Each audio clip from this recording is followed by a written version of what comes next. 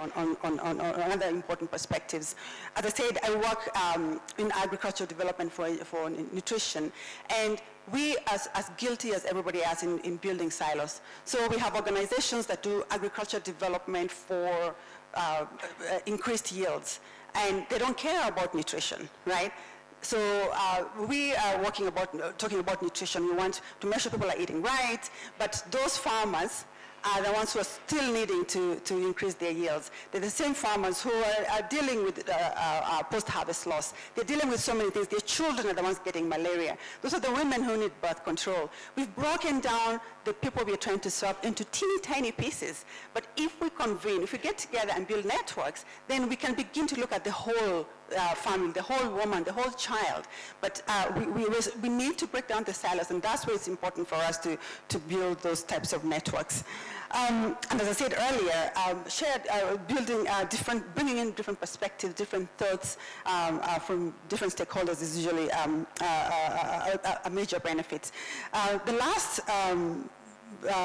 benefit I would call from building partnerships or working in networks is shared goals.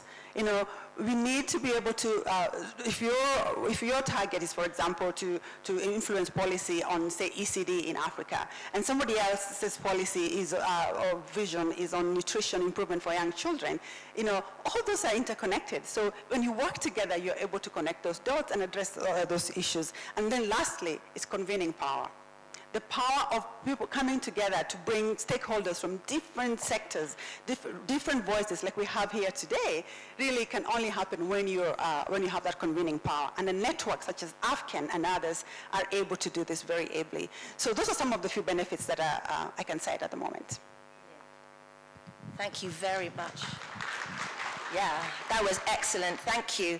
And of your four points, I particularly like this one about reducing transaction costs. I mean, I don't know about everyone in the room, but I can think of a bilateral donor that really values value for money. So let's move on to DFID. So thanks very much for that, Maggie.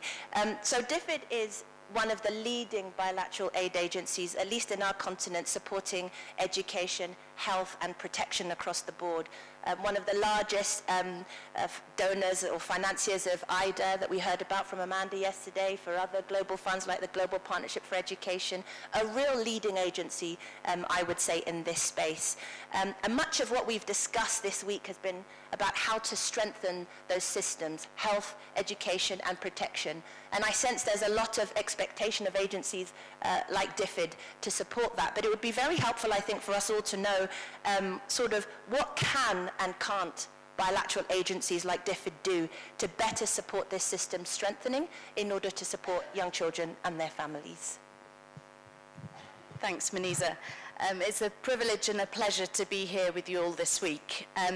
So I wanted to highlight the role of bilateral agencies like DFID in promoting family-centred systems thinking across the life course to ensure what we're all here for, which is really good quality for all children in Africa. And building on what you were talking about, those of you with young children will know that day-to-day families don't think in terms of line ministries delivering different services at different stages. We need to think much more holistically, not just about that whole child or that whole mother, but also that whole family and the community within which they're living day to day. So how can we as partners support government to think about systems that deliver ECD? So you asked what bilaterals should and shouldn't do. So I think starting with the shouldn't, I think we shouldn't continue to work in silos. We shouldn't support interventions that run parallel to the existing systems, duplicating or undermining what's already there and not contributing to sustainability. And we are guilty of that. We must make sure that what we are doing and especially how we're financing programs, both bilaterally and multilaterally, is not crystallizing some of these silos, but is really promoting that joined up systems thinking. Instead, bilaterals like DFID should be championing systems thinkers and systems thinking. And I say systems quite deliberately, not system thinking, but systems thinking, because ECD crosses multiple systems. It's complex, and we need to make sure that we are thinking not just about the health system or the education system or social protection, but we're thinking about the systems which we need to make work to deliver early childhood development. So we as bilaterals need to help governments to better understand those systems that deliver ECD interventions in their contexts. We need to support them to use the existing evidence base. We need to help generate new evidence about how to strengthen those systems holistically. So as you may know, DFID is doing a lot of work on systems strengthening and systems thinking to help generate some of this evidence. We have over 10 years of health systems research and support, and there's a lot of lessons that we can learn from health systems strengthening that we can bring to the other systems. And more recently, we've been doing some work on education systems. You may be familiar with the RISE programme, Research into Systems of Education, and our support to the World Bank Early Learning Systems Research that has been talked about this week. And as those of you who came to our session yesterday will know, we're also developing a new research investment into early childhood development to look at those really knotty challenges of how to implement a good quality early childhood development interventions at scale. So that evidence is generating policy-relevant evidence through operational research, and vitally, I think costing is really important in that. So we really understand the cost of scale-up and the cost benefits, the opportunity costs to enable decision makers to make really informed decisions. So our aims are to strengthen the evidence for DFID's support to governments, both bilaterally and multilaterally through organisations such as GPE, and to contribute to this global advocacy for ECD. And that's partly why we're so pleased to be here with this enthusiastic bunch of people today, this week. So I want to encourage all of you in this room, so the word heroes was talked about earlier, so I want to encourage all of you to be heroes, to be champions, not just of early childhood development, which I know you already are, but of systems to deliver early childhood development. So evidence-based systems thinking across all of those sectors which are relevant to deliver really good quality early childhood development outcomes for all of Africa's children.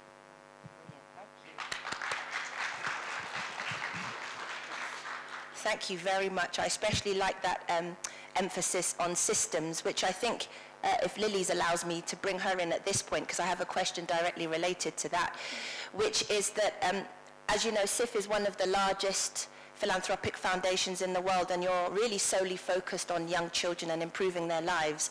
But it is very often the case that foundations don't actually fund governments, maybe sometimes don't fund these systems that Amy is talking about.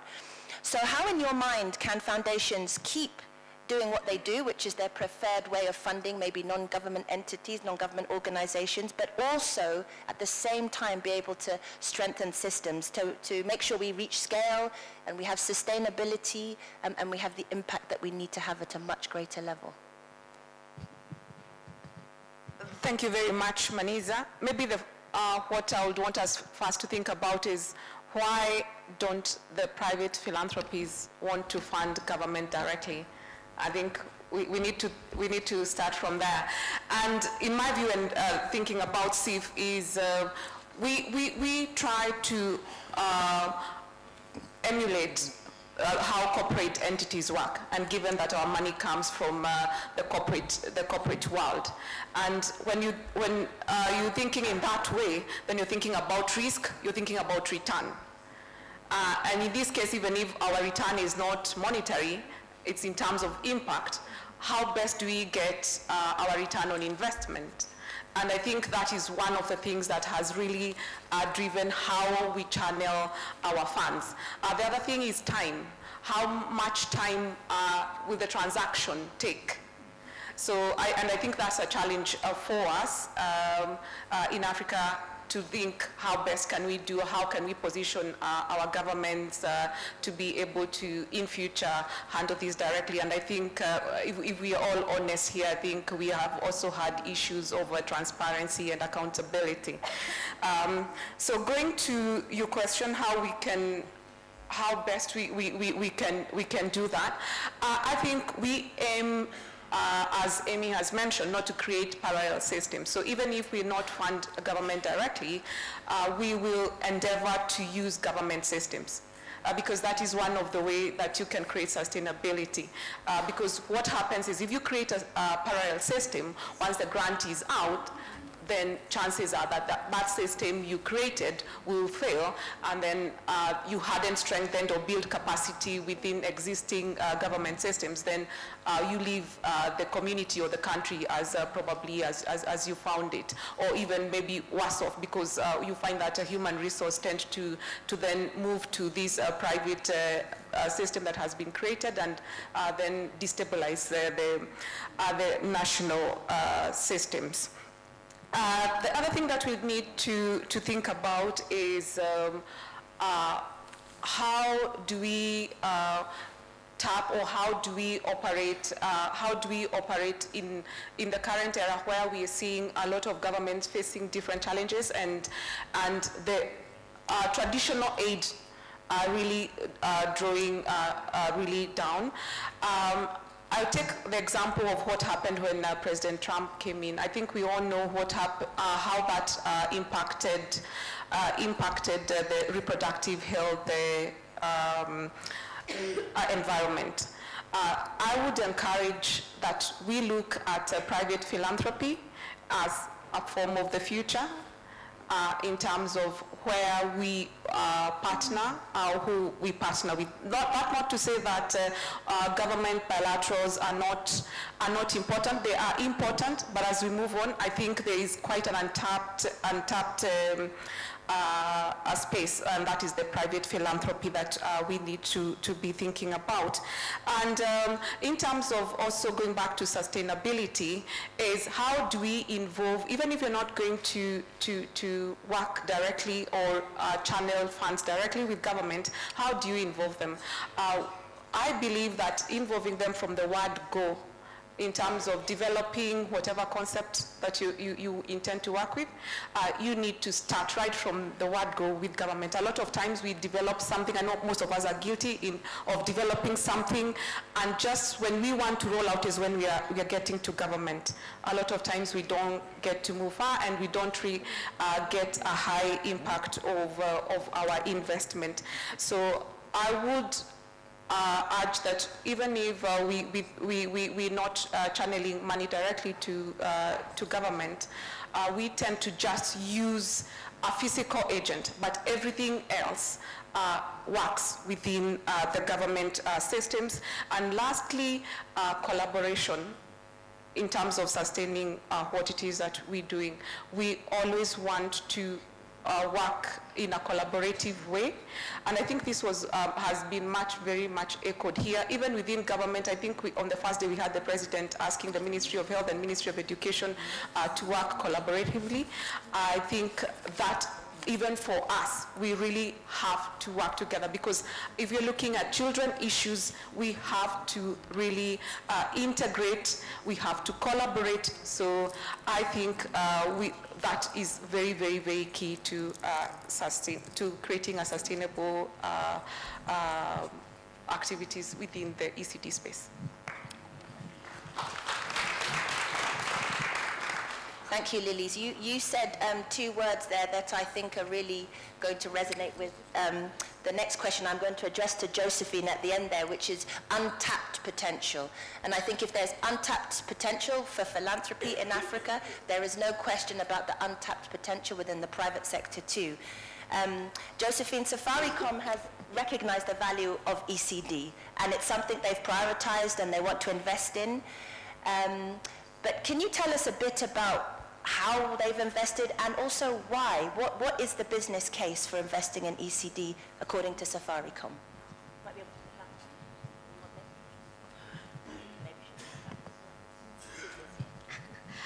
Thank you very much. So Safaricom case and ECD, we are passionate about it.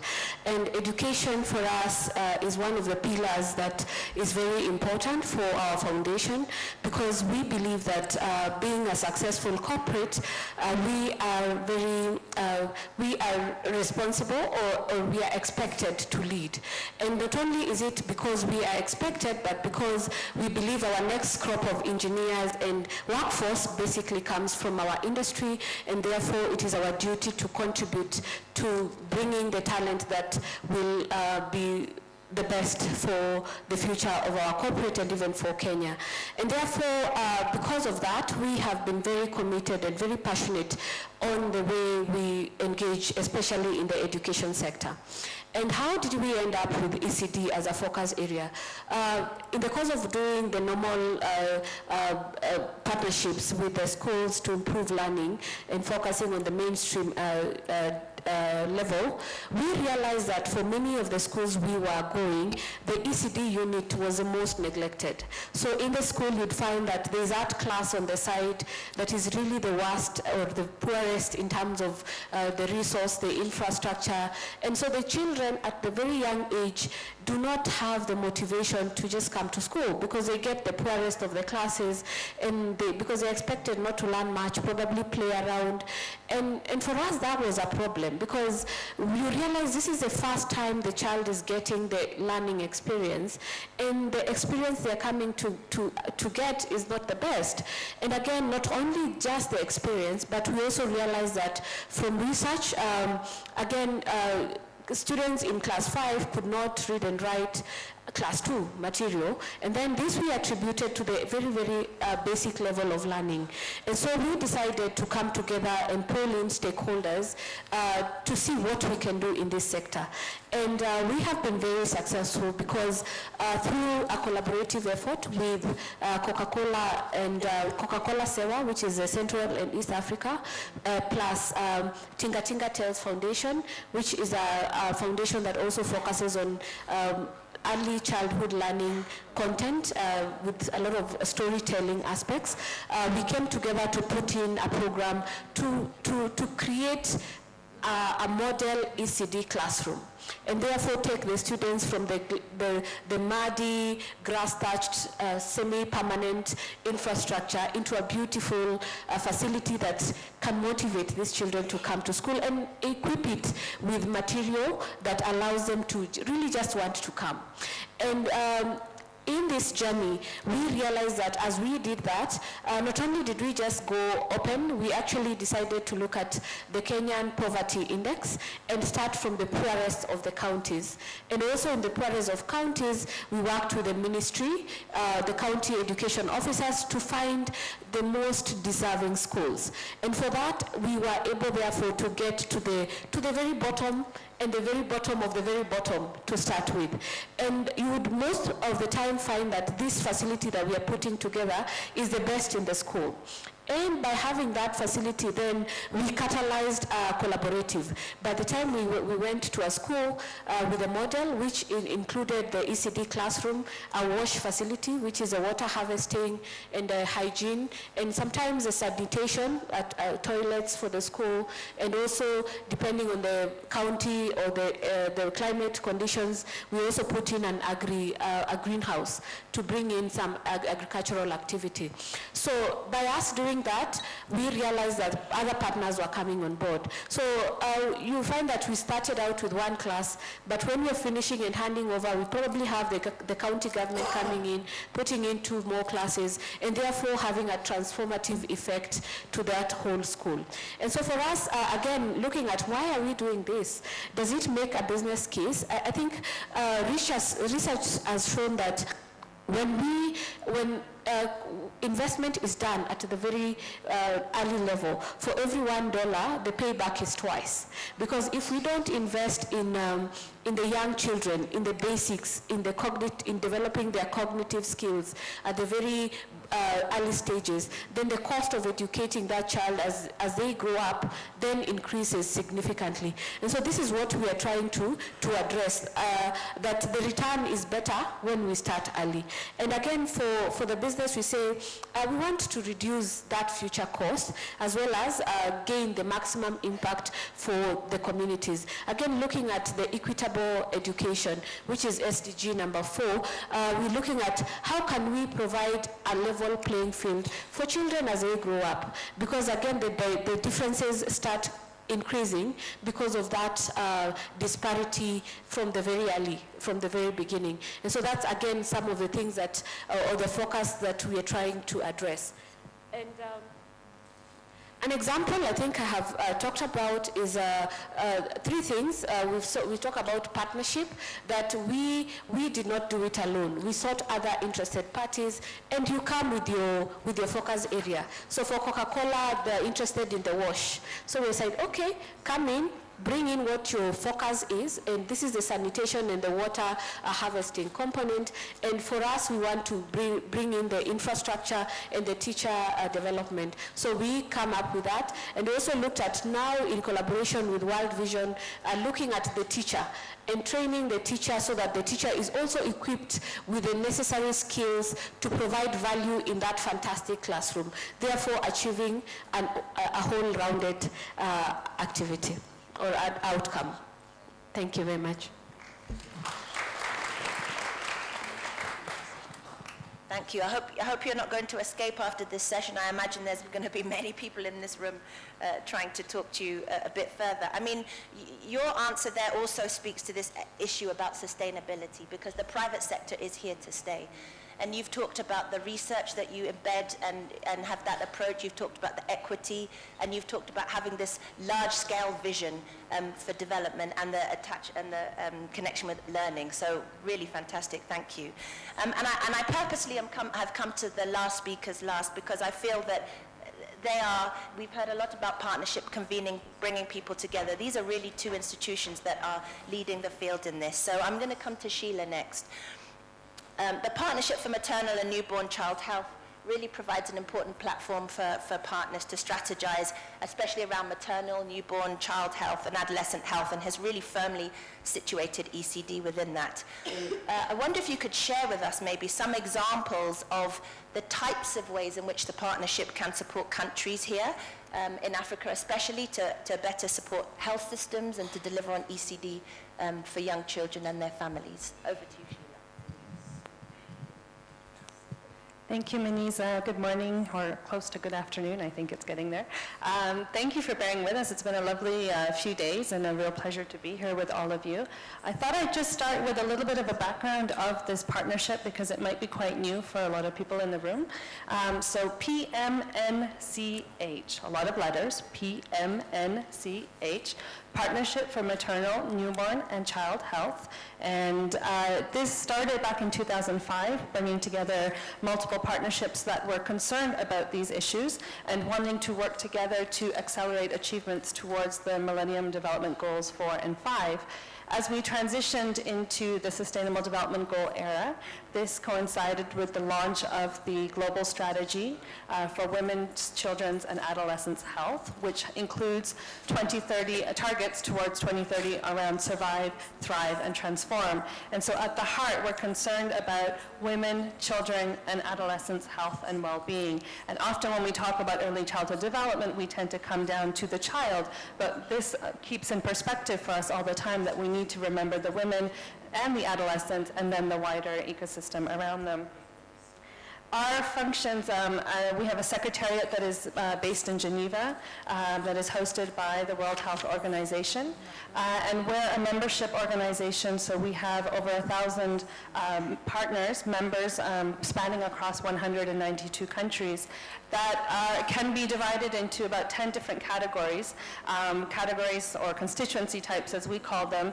So private sector, partner governments, UN agencies, professional associations, local NGOs, international NGOs, adolescent and youth. All of these different groups, and I didn't name them all, have a concern, a collective concern, and that's what brings us together for women's, children's, and adolescent health and well-being. We organize our work in a way that moves towards 4 functions. So analysis, accountability, advocacy, and alignment. And the issues that these groups take on very much depend on what issues they think will help move the agenda forward so that we can achieve the Survive, Thrive, and Transform goals and the Sustainable Development Goals. So an example of analysis, one of the initiatives we've been working on this year is called Success Factors. And we put out a call for proposals at the end of last year in which we were trying to understand examples of successful cross-sectoral collaboration around early childhood development, around adolescent well-being, around sexual and reproductive health and rights, around quality, equity, dignity. And this is going to be launched at the end of this year. And there are 2 studies that focus specifically on early childhood development. There's one from Chile and one from Germany. And so these kinds of processes where we try and understand what is working and what's not working help us distill some lessons learned and can offer support to countries that are trying to understand what works and what doesn't work to go forward. In this large span of partners, what anchors them, as I said, is women's, children, and adolescent health and well-being, but they are primarily from the health sector. And there's an advantage and a disadvantage to that, right? We do want to make sure that we have champions within the health sector that are working towards these issues, but we also want to make sure that we're not creating and promoting a silo. So as we go forward, I think what will be an advantage as other networks are moving forward and we work more closely with these networks is how do we bring the health sector into closer contact with other networks, with other platforms, and vice versa. Over the last year, we've been quite engaged with the Nurturing Care Framework, along with many of you in the room. And so we had an opportunity to really understand through the online consultations what people were understanding about this framework, what they felt was needed to take the framework forward, what are some of the challenges, what are some of the opportunities. And over the last few days, I've been really reflecting and talking to many of you to see, if some of the ideas that we are thinking about would resonate and would help you as you think about taking the framework forward in your context. So we talk very often at the level of program and how we can ensure that our program is aligned with a Nurturing Care Framework, and that requires a lot of technical people around the room. But what we sometimes forget about is the higher level buy-in that we need, the political buy-in and the resources to be able to take this forward.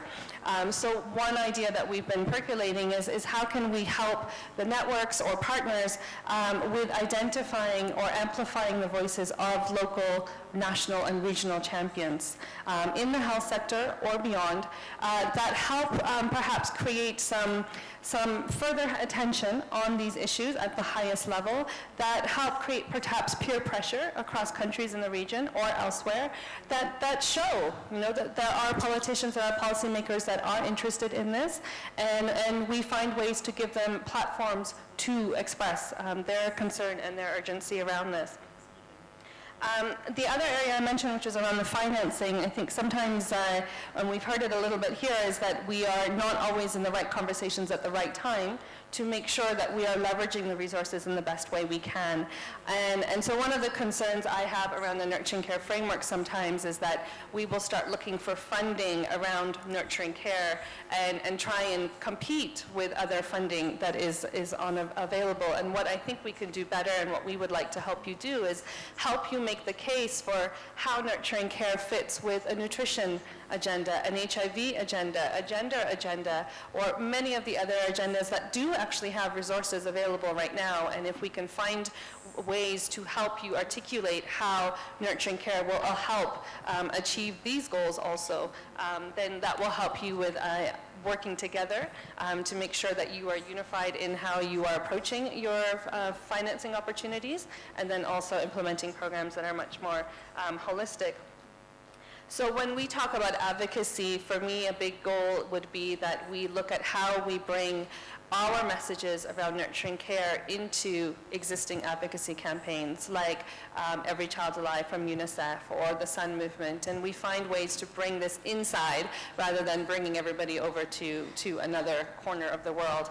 And if you haven't seen it yet, please do look at the Nurturing Care website. It's nurturing-care.org. It's on the back of the framework.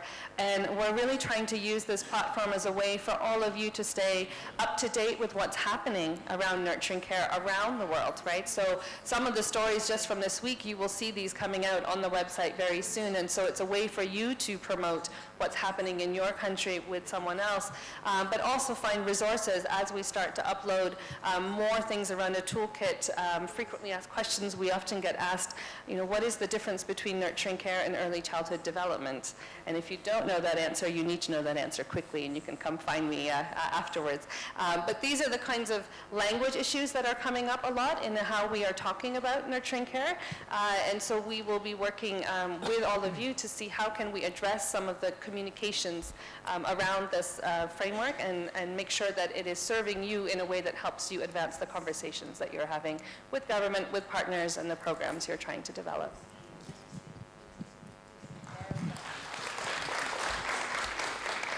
Thank you. And Elizabeth, I'm coming to you last really purposefully because we're all relying on you to help at the global level to convene partners like these and others that aren't with us. The ECD Action Network is the only global network we have specifically on ECD. And it was launched at a very, very senior level by the World Bank and UNICEF, I think it was in 2016. So maybe you could tell us a bit more about ECDAN and specifically explain how ECDAN can support countries in this region to deliver on the ECD and the SDG agenda. Thank you. Thank you, Maniza, and good morning, everybody. It has been so energizing to be here this week, to feel the passion, the commitment, and the determination that we can do much better if we work together for all our children. And thank you for the opportunity to share what ECDAN is. I think it was the recognition that this was the moment for ECD.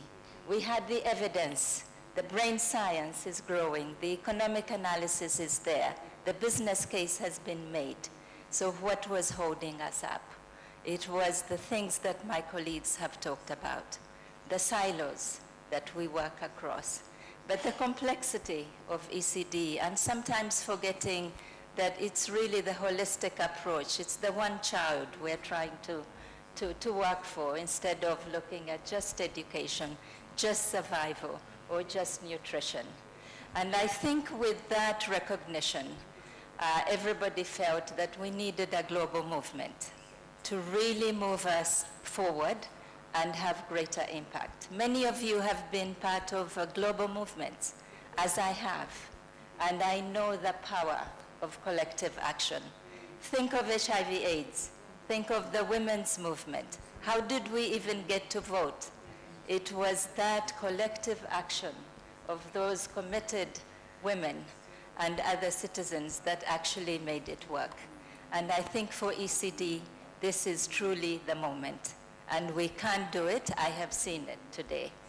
Now, at the global level, there are so many global partnerships that have been established to do exactly what we are trying to do. We have the Every Woman, Every Child, which the PMNCH is part of.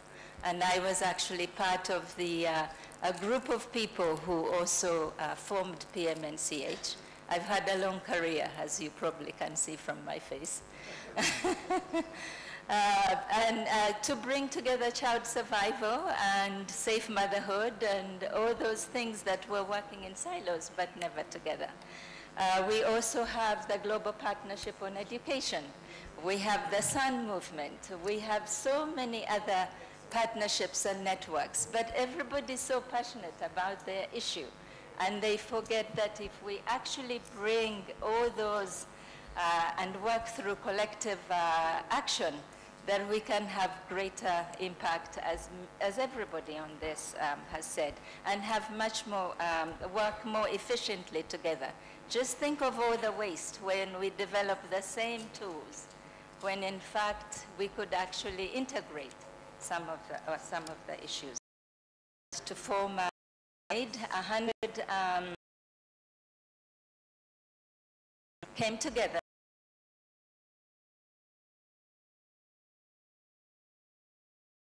An amazing collection and group of networks and members, and a very passionate interim executive group. Many of them are sitting in this group. They have been working together with all of you to see how to construct and make sure that this global network actually delivers for all our children. So what do?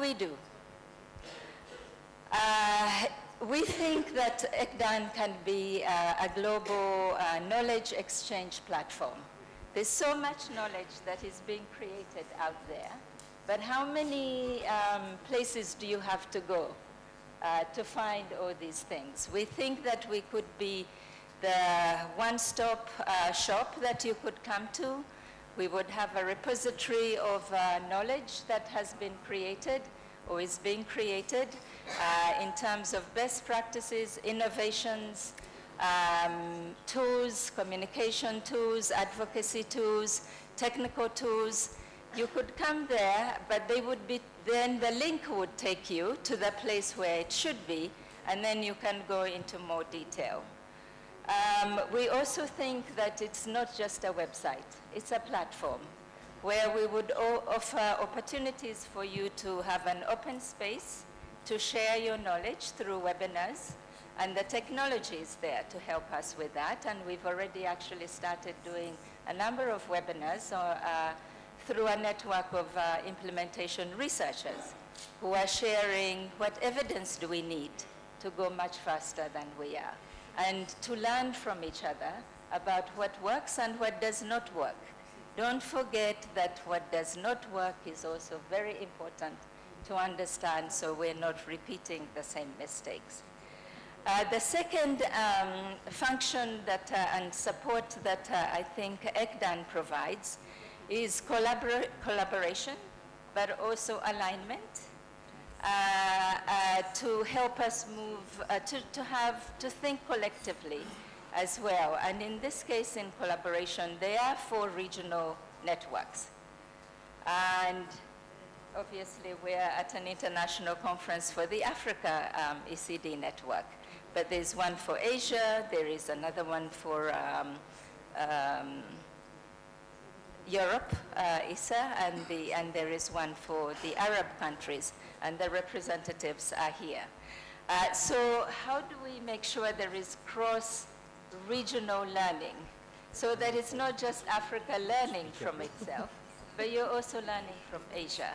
And the evidence from Latin America, because of language barriers, we're not harvesting that. So we hope that ECDAN will have the multi-language potential to be able to actually share some of those resources that come from Latin America. And in terms of collaborative action, networks is about co-creation.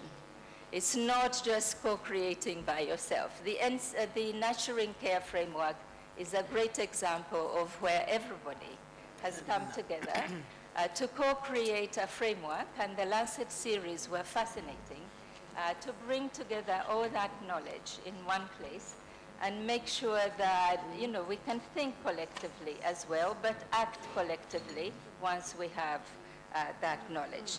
And the third area where we think we can support countries is to foster that global advocacy, where we're talking to groups like the G20. And the news was shared on the first day by Lynette that the G20, the richest 20 countries, have committed to supporting ECD as a priority. Argentina was the president this year.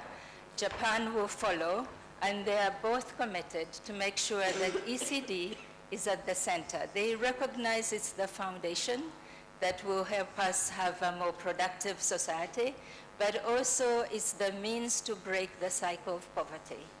from generation to generation. And if that's the Africa we want, this is a great network to be part of. So we are working very closely with the regional networks, and we're also reaching out to multiple other networks and the partnerships so that it comes together at the end of the day. And in terms of advocacy, this, and I'm not from the ECD community, by the way, I come from global health. But what I have seen is that there's so many passionate groups around a single issue. But just think if all this effort and all this energy could come together and speak with one voice and advocate with one voice, but not forgetting the principles of equity and making sure that we're not leaving everybody behind. Now, the ECDAN has accomplished a number of things in the last 1 year and a half. And at the moment, we're really figuring out the governance, making sure we're not duplicating, that we're actually complementing and we're amplifying. But let me just, and when we've sorted that out, I think obviously it's what happens at the country level that informs the policy at the global level. Let me have a sip of water. Yeah. Yeah, this was my last sentence. When I grew up, I always had this African proverb that says, if you want to go quickly, go by yourself. But if you want to go far, go together. So, ladies and gentlemen, please join ECDAN. Look at our website, ecdan.org, join our mailing list, and work with us to form this global movement for children. Thank you.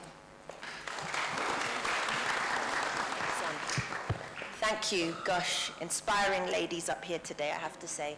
Okay, so over to you now. I think I can probably take a round of 3 or so questions. Anyone has any burning questions? There's a first hand here. There's one hand there. So 1, 2, and then I'm actually going to go to this gentleman here for 3. And I'm sorry if I'm not going to pick you up, but maybe you can continue the conversations after. So there was a gentleman over here who was right in the back there. Sorry, this gentleman at the back there. Thanks.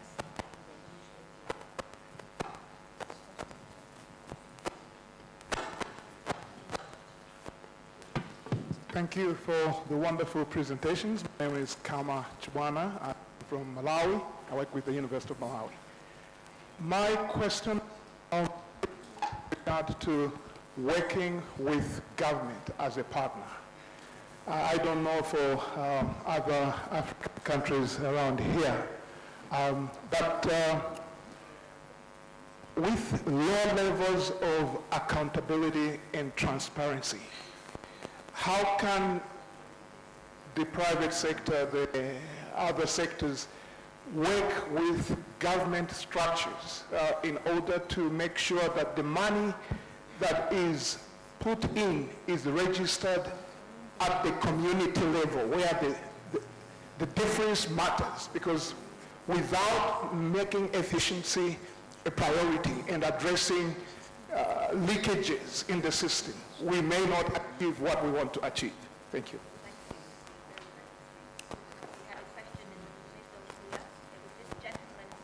Sorry, you can't hear me, but this gentleman, can you put your hand up? That here.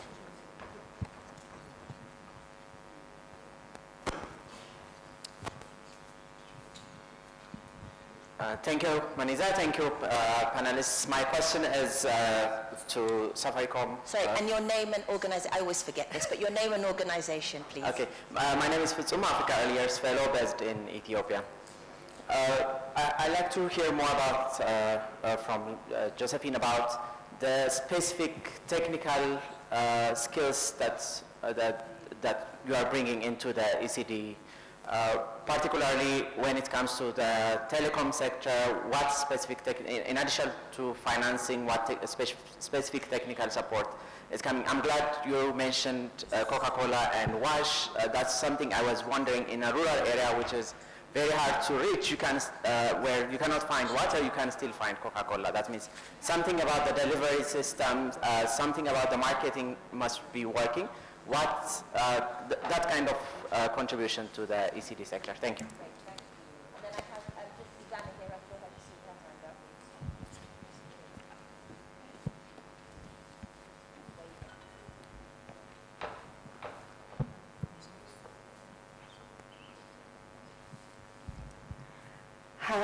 Hello, my name is Susanna Dwight.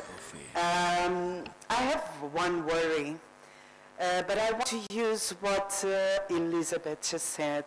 I also believe, like you, and I think we thinkers here believe that ECD is the means to end poverty. I really believe on that. But as thinkers, I am worried because I'm responsible to invest in the children. I think we are all responsible. And when we say that we are investing in children, and then these children have to pay back in 30 years later, what are we doing that they are going to pay later in 30 years on the loans and credits that we are receiving? I'm worried about that. We are getting money, donations sometimes, and I don't think Africa should get donations. We are very rich. We should do the work. We are not competent. So this money that is coming, and the children have to pay 30 years later, what are we doing that they can pay this money later? I'm worried about that. I don't know if I was philosophical or unpolite or polite or not clear. I'm not sure, but I'm worried about that. Okay, thank you. Thank you. I'm very sorry to disappoint others who had their hands up, but I've got to wrap this up, I'm afraid, so we can move on with the rest of our day. So this question from our colleague from Malawi about working with government and how do we ensure that the financing we provide and support at the government level actually meets the communities most at risk. I'm actually going to pass that maybe to Lily's, because you had, you already shared some ideas about how to work with government with the challenges you've got. The question from Ethiopia, I thought that was a fantastic question too. How do you bring your skills and knowledge from your private sector, the business part, into what you may do for the community and in your maybe philanthropic role? So there's the Coca-Cola delivery system, but then there's also the telecom skills that obviously Safaricom gives.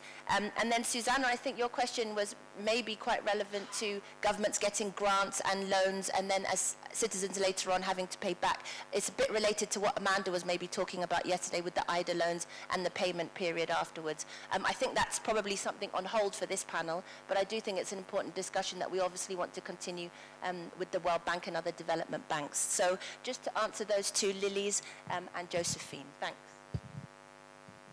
Thank you very much for your question. I think I mentioned at the beginning the key reason why the funding doesn't go through government is because of transparency, as you've mentioned, and accountability. But also there are other issues like risk, impact, and the time. But I just want to say that not funding directly does not mean that you do not work within the systems and build the systems and create the change that you want. You can have what we call a physical agent, but essentially the rest of the work is going through government systems, no parallel system that has been created, only are very supportive. And sometimes I can give an example quickly of a deworming program that CIF has supported in Kenya. And even if we did not fund, it was a government program, but the funding did not go through the government system, we had a physical agent, and I think it only had about 7 staff that worked to do a national deworming program in 27 counties. So it is possible not to have the money directly into government, but to build the systems to make them effective and achieve what you want to do. And I think related to the question about how you make sure it gets to community, there's also the work I suppose you do with your grants around measurement, evaluation, checking all the time how things are going as well, so that you're trying to ensure the communities you're interested in get reached. And I'll move over to Josephine. Thank you very much. And before I go to my question, just to emphasize on what Lilies has said, we have found that we cannot not work with the government, especially our Ministry of Education, in the programs that we do. And they have come in very handy when it comes to the school selection. You know, the county education officers will probably be the ones to recommend, and because they know which schools are the most affected. And also for the teachers that we are working with, these are not special teachers. They are teachers that are employed and paid by the government. And so that collaboration in that aspect is really something that has allowed us to deploy or to have an intervention that can last beyond our being in that school. And so for me, I would say yes, it's very, very important to find a way that in the programming, the stakeholders, the key stakeholder who is the government, really is at the center of that conversation if there should be any success in a sustainable manner. Now, coming back to the issue of the private sector bringing what we do best. And for our case, it has been technology. How do we leverage our technological know-how to improve the quality of learning? I will say for us, we have graduated our approach. At ECD level, we are basically providing access, and at the very, very basic. However, we have also engaged in providing labs, again, a lot of to train. If at all the teacher is teaching about body from that, this is the input we're passionate to do, is also to our staff. Or the village closest to where they grew up,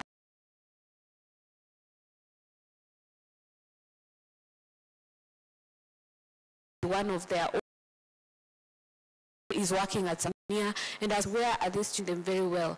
What is that which would drive the parent to bring the child to school? Sometimes it's about water.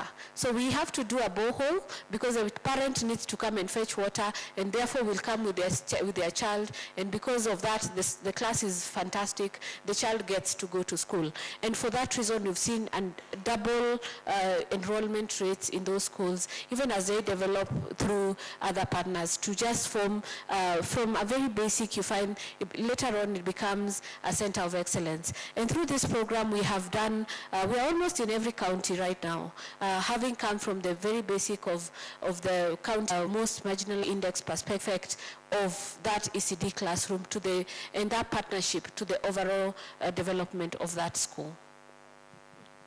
Very much. So thanks so much to our panelists. I'm very sorry to all the colleagues that had questions. I think we could have stayed here a bit longer. You saw all the hands shooting up. But I do encourage you to maybe grab some of the panelists over coffee to raise your questions. So I think we should take a lot of heart from what we've heard this morning. We've heard about the responsibility of aid and of donors to support system strengthening using an evidence base, and to really use their funding as a way to encourage a breakdown of silos and a very kind of scalable, sustainable way of thinking. I think that was fantastic. We've heard about the importance of networks at global level, at regional level, even at sector level, doing a few core things together, convening people around an agenda, one voice that is much more powerful, increasing efficiency, and enabling a sharing of knowledge and experience. I think that could make a very big difference for us. We've heard about the untapped potential, whether it be from philanthropy, who've got a different way of thinking and doing, or the private sector, who can bring their skills and innovation from their normal everyday business to really transform the lives of children in a meaningful and sustainable way. So I hope you can join me in really congratulating and thanking our panelists for a great job. Thank you. And I'm going to hand over the next session. Thank you, everybody.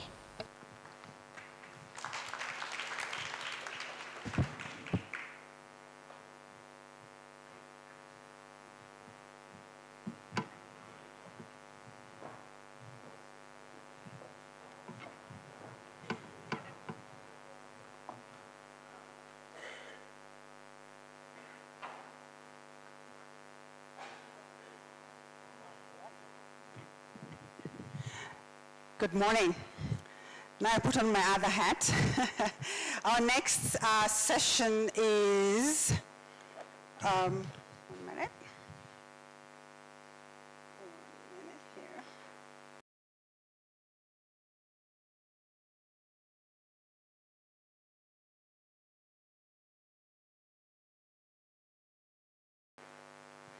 Okay, our next session is titled Progressing the Continental ECD Strategy, and it's going to be facilitated by Daniel Baheta, who is the Chief of Education for Unicef here in Kenya.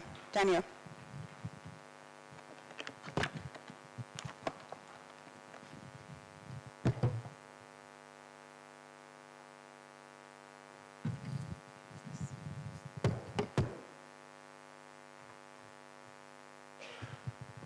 Good morning. Oh my goodness, this is the lowest energy I've ever felt. Come on, I'm a teacher, I need energy. Good morning. It's a little bit better. Are you tired? You know, students, when they're tired, we can ask them to stretch, you can get up, and you know, if you're not tired, are you sure you're not tired? Do you need to stretch? Yes? I like that. Okay, let's stand up. There's nothing worse than tired students.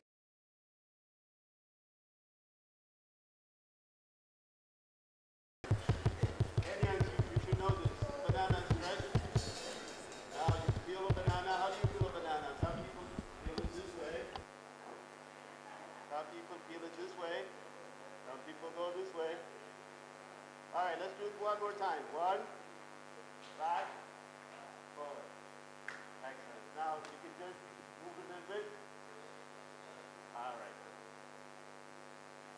No, we're not running. All right. Thank you very much. I'm going to call the panelists to the stage. I think my sister Janet is in the house. So Janet, where are you? And Dr. Beatrice, can you please come? And I'm going to sit down, because if I stand up, then I'll talk forever. So this morning, we are looking at two things. One, we want to look and understand how early learning in the continent is viewed. So we're going to get a perspective from the African Union. So I'm really extremely excited to introduce Dr. Beatrice. And Dr. Beatrice, when I looked at your CV today, I said, when I grow up, I want to follow you and be your student, because it's extremely impressive resume. You have done lots of really impressive work, but of all, I like the connection between your work in looking at science and technology and development. And you sit in a place currently really shaping the continent's education agenda. So for that, I really want to, one, congratulate you, and also extremely proud to have such a strong woman in the head of the continent education agenda, which I think will have an extremely positive influence. And the second speaker later on will be Jeanette.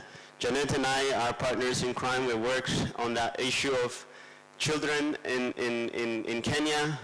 Currently, she is the Education and Sport Minister in the county government in Nairobi.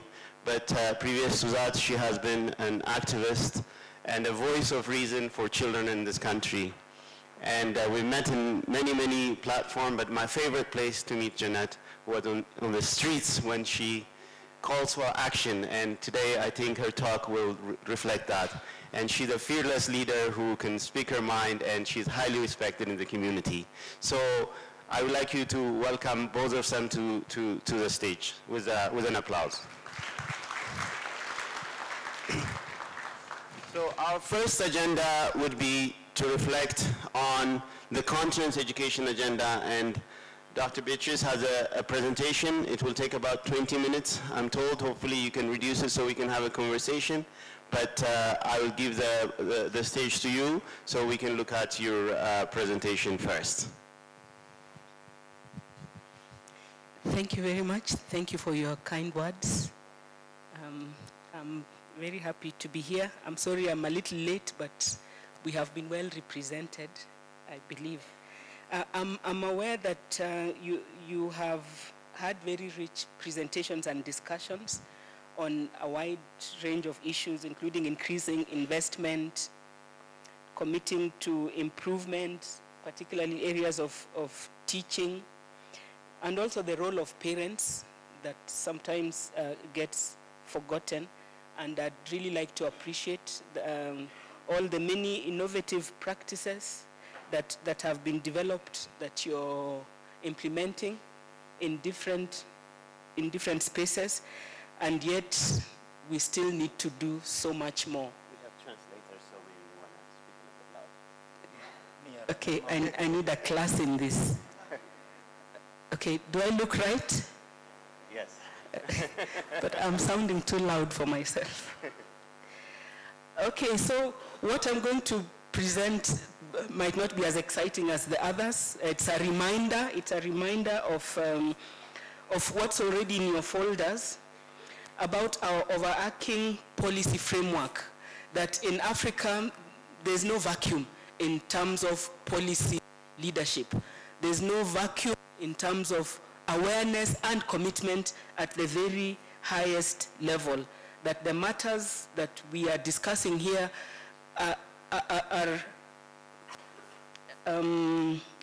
they are noted with every intention of doing the right thing at the very highest level, because we keep talking about political will.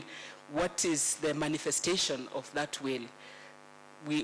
And what I'm going to talk about is part of that manifestation, that when you from Africa, when your heads of state have met together and discussed the many issues concerning Africa's development, education has been at the center of it. And we have the AU Vision Agenda 2063, which I believe you have heard about, and many of you have been making reference to. And I'd like to, really, we need to do more about what we come together as Africa and decide are our priorities. Because we do that, you fund your government, you support your governments to come together and make those decisions, and then back home, you meet up with partners from here, there, and everywhere, perhaps very well-intentioned partners, but immediately you have a different vision. And the best way to destroy somebody's destiny is to present an alternative vision. An alternative vision that looks very good. Many things are very good, but those very good things are often the enemy of the best that takes you towards the goal that you set for yourself. So you know the vision of the African Union is to do with integration, to do with shared prosperity, and also, of course, peace, and for Africa to take up its place in the global arena, and it's anchored in its people, well-educated, competent, skilled, appropriate attitudes, and all that. Therefore, the issue of education and human resource development is very important. So the aspirations of Agenda 2063, and the reason I want to mention them is so that you see it. They may not mention early childhood development. That is not an aspiration. That is what we ought to be doing in order to get to where we want to get to. So as we look at the aspirations, we are supposed to be saying, okay, so what ought we to be doing at the early childhood level? What ought we to be doing at university level? What ought we to be doing, before, during pregnancy, etc.? So the first aspiration, of course, is prosperity, and that issue of inclusion, and giving children a good start is, of course, the first step in preparing them for being included, for being able to access the opportunities that may be available. So there are other issues: democracy, human rights. So I hear talk of corruption. Incidentally, next year, the theme of the African Union is, this year it's to do with corruption, dealing with corruption. But we have to realize that corruption is at many different levels, and it's nuanced in many different ways. For instance, when you deliver what you will be destructive to the system, just because it supports perhaps another resources at your disposal. The issue of cultural identity, 6, so if that of working together, the power of unity and collaboration, especially towards a common vision that is homegrown, and to influence what happens elsewhere rather than just always being recipients and consumers of what happens everywhere. I'm glad in this meeting we have people from all over the world, so we would like later to hear how what they had here has influenced what they are doing elsewhere. So from the global agenda, we then have the education strategy that sought to answer the question, therefore, what ought we to do in education in order to meet those aspirations? So the mission speaks to that. And the objectives, I hope you are well acquainted with them. If you look at them,